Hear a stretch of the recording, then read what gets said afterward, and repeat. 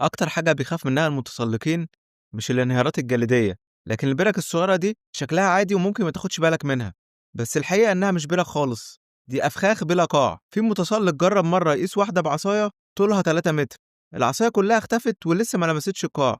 بعض الحفر دي عمقها ممكن يوصل ل60 متر، يعني حوالي ارتفاع عمارة 20 دور. لو حد داس فيها بالغلط ممكن ينزل في شق جليدي عميق صعب جدا يطلع منه حي. البرك دي منتشرة فوق سطح الأنهار الجليدية وبتتكون لما الجليد يسيح ويتحرك، فبيعمل فتحات بتتصل بتشققات تحت السطح. المشكلة إن شكلها بيخدع، بتبان زي مية صافية من نبع طبيعي، فتخلي الناس تفتكر إنها آمنة.